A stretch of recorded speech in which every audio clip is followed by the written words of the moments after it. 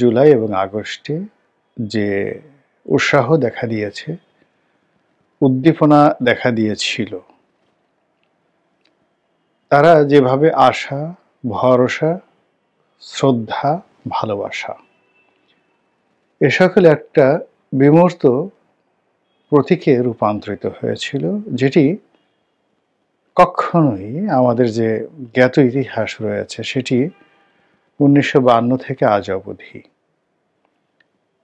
এই সুদীর্ঘ কালের মধ্যে 2024 সনের জুলাই আগস্টের বিপ্লবের নায়ক বা সমন্বয়ক যারাই আছেন তারা সবাই অতিমাত্রায় গুরুত্ব পেয়েছিলেন আমাদের নিকট। তারা আমাদের এতটা আদরের ধন ছিলেন, আমরা কখনো তাদের পিতার নাম জানতে চাইনি। তারা কোন বিষয়ে পড়াশোনা করেছে, কোথা থেকে এসেছে, তাদের গায়ের রং কি, পোশাক কি, আর্থিক অবস্থা কি, চরিত্র কেমন, বা তাদের যে রাজনীতি, সেই রাজনীতির ইতিহাসের কতটুকু আমরা জানি বা জানতে চাই, বা কতটুকু বর্ণাঢ্য ইতিহাস রয়েছে, এসব নিয়ে আমাদের যে খুঁতখুঁতে বাঙালি স্বভাব, আমরা সব কিছুর মধ্যেই হেতু খুঁজি। এবং আমাদের দেশে এই যে বিয়ে শাদী থেকে শুরু করে সব জায়গাতে আমরা সব কিছু যেভাবে খুঁটিয়ে খুঁটিয়ে দেখি, পাত্রী হাঁটতে পারেন কিনা, নাচতে পারেন কিনা, গাইতে পারেন কিনা, বংশ কেমন, মাতুল বংশ কেমন, তারপরে পিতৃবংশ কেমন, ফুপা ফুপু এদের কি অবস্থা, এবং একই অবস্থা পাত্রপক্ষের ক্ষেত্রেও এখন পর্যন্ত খোঁজখবর নেওয়া হয়।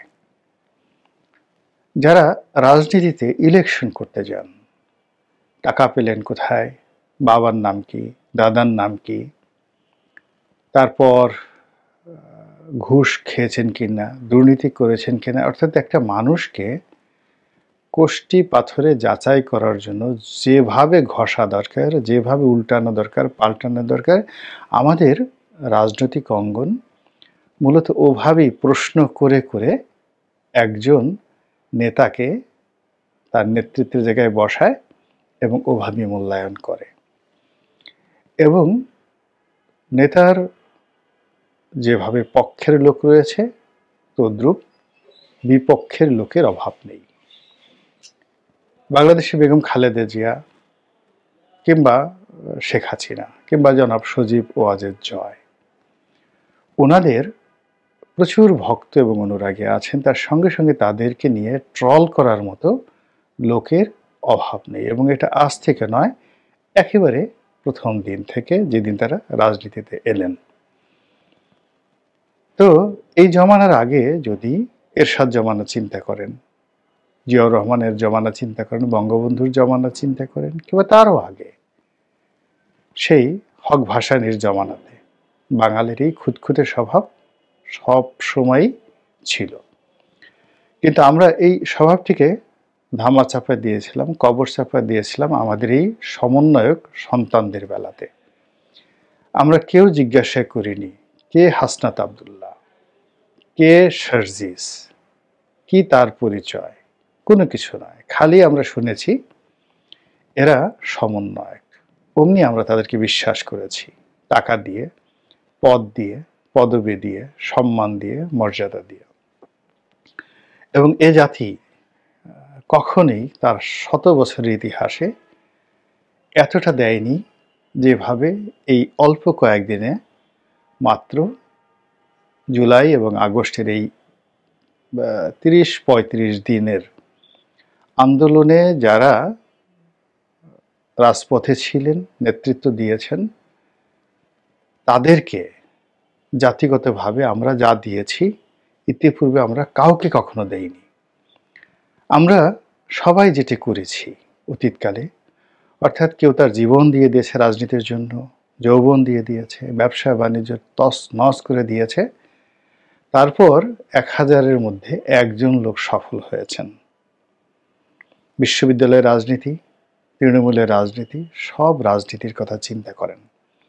সব জায়গাতেই যারা রাজনীতি করতে আসেন 100 জন নয়, 1000 জনের মধ্যে মাত্র একজন মোটামুটি সফল হন। এমপি হওয়ার স্বাদ থাকে সকলের।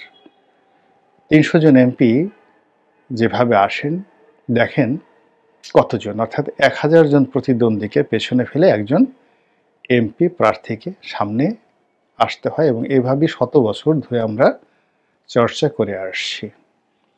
তো সেই জায়গা থেকে সরে গিয়ে ছাড় দিয়ে আমরা এই সমন্বয়ক বন্ধুদেরকে যে সম্মান মর্যাদার আসনে বসিয়েছি, সেটি এখন রীতিমতো ধূলিসাৎ হয়ে গিয়েছে। এবং এই ধূলিসাৎ হওয়ার ফলে যা হয়, বাঙালি যেভাবে মানুষকে মাথায় করে নাচাতে পারে, আবার মাথা থেকে নামিয়ে আছাড় দিতে পারে, যেভাবে শেখ হাসিনার ভয়ে থরথর করে কাঁপতে পারে, আবার এই বাঙালি শেখ হাসিনাকে এমন ভয় দেখাতে পারে যে তার কণ্ঠ রুদ্ধ হয়ে যায় এবং তিনি বাংলাদেশ ছেড়ে পালিয়ে যেতে বাধ্য হন। অসংখ্য উদাহরণ আমি এভাবে দিতে পারবো। তো কাজেই আমাদের এই যে সমন্বয়ক বন্ধুরা, তারা প্রথম দিন থেকে আজ অবধি ডিফ্যাক্টো সরকার হিসাবে কাজ করছেন। প্রথম দিকে আমরা তো কেউ কথা বলিনি, কিন্তু গত 1 মাস ধরে আমরা এখন কথা বলছি। অনেকে তাদের সমালোচনা করছি, তাদের ব্যক্তিগত জীবন নিয়ে আলোচনা করছি, কথাবার্তা, পোশাক আশাক, চেহারা সুরত নিয়ে আমরা কটাক্ষ করছি, এটা সত্য কথা। তারা এখানে নেতৃত্বে যারা আসছেন সবাই নিম্ন মধ্যবিত্ত পরিবারের সন্তান। গাড়ি তো দূরের কথা, একটা মোটর সাইকেল তাদের কারো ছিল, এরকম নজির আমার জানা নেই। কিন্তু এখন নাকি তারা Mercedes, BMW, Pajero, Prado, Audi এ সকল গাড়িতে চলাফেরা করছেন, এবং এটি নিয়ে তাদের কোনো অনুশোচনা নেই, তারা বরং গর্ব অনুভব করছেন। এবং তারা মনে করছেন যে যে সকল গাড়িতে চড়ে তারা কাজ করতে আনন্দ অনুভব করবেন, তো সেই গাড়িতে করেই তারা ঘোরাফেরা করবেন। এটি আর কয়দিন পরে যদি এমন হয় যে বাড়িতে তারা থাকতে স্বাচ্ছন্দ্য বোধ করবেন, সেই বাড়িতেই তারা থাকবেন। আর এই লিপসা থেকে যদি ঢাকা শহরের ভালো ভালো বাড়িগুলো পছন্দ হয়ে যায়, আপনি কি বলবেন?